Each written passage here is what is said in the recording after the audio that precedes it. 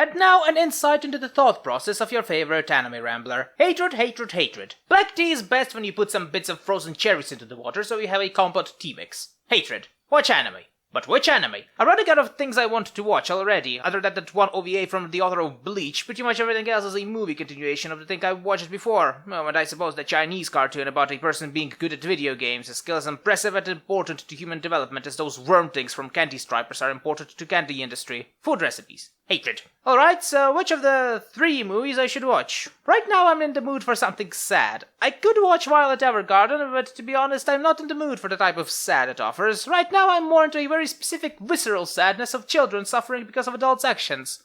Well, Made in Abyss it is then. Hatred, is it pedophilia if the person derives pleasure from torturing children? Honeyed pancakes with canned meat and ketchup are tasty. Made in Abyss is an anime made in 2017 that I already have a video about, which besides the painful realization that I've been doing this for at least 5 to 6 years by now, also documents my original thoughts on the anime itself, which were mostly positive. The studio has decided to continue the story in a movie format, but thankfully they also made 2 movies that are basically a compilation of the series, so if you never watched the series proper before that, but for some reason the title Dawn of the Deep Soul had stroked some primordial interest in you, I sincerely recommend you go and watch the previous 2 movies as well. Every important thing from the anime series is there, minus the fluff, so in terms of a proper movie it will feel slightly rushed in terms of character development, but other than that, it was a pretty enjoyable watch that shows children in horrible amounts of pain due to their rash actions. Also spoilers in case if that wasn't obvious enough. And speaking of children in pain, the suffering continues as Riko, Reg, and Nanachi descended to the 5th layer of the abyss to face off with Bondrude, a white whistle that we already know to be not a very good person, and soon we'll see that he is not a very good person indeed, even if his existence is needed for multiple reasons. Now, forgive me if I'll go into conspiracy here for a moment. I think that Bondrude is the exact reason why this was made as a movie instead of another season. After watching it all, I've come to realize that the movie wanted the audience to hate Bondrude, something which the movie does well, but in an episodic format, a lot of the scenes would have to be reshuffled, padded, and on one occasion remade to do the same effect. You may think that this is a bit dramatic, and to be honest, the interaction between Prushka, Bondrude, and Riko feels a bit rushed in retrospect, something that could have used more padding to actually make us feel more for the character, but that's what I mean by reshuffled and padded. Different formats require different ways to convey the same information, and given the massive presence Bondrude has, the choice to make it more concise is a fairly logical one. But character interaction aside, the technical aspect has remained more or less unchanged. The graphics are still gorgeous and are extremely detailed and poop, dick drawings and suffering just as they were before. The music is still the same awesome vocals that are more reused at this time with only one track that I felt was new, but I'm just nitpicking at this point, am I? The movie is a nice addition to the series that needs a bit of padding to make it really good, but the answer to the eternal question is yes, Dawn of the Deep Soul is fun to watch. The action escalates as the story proceeds, the villain is both despicable and somewhat sympathetic at the same time, the characters suffer both emotionally and physically and actually toughen up from their interactions with the world, making you root for them. It doesn't really bring anything new to the table, but neither does it really needs to. It's like a semolina porridge. Everyone had one of those at least once, and everyone loves semolina. It's both savory and can be used to make sweets and such. Food,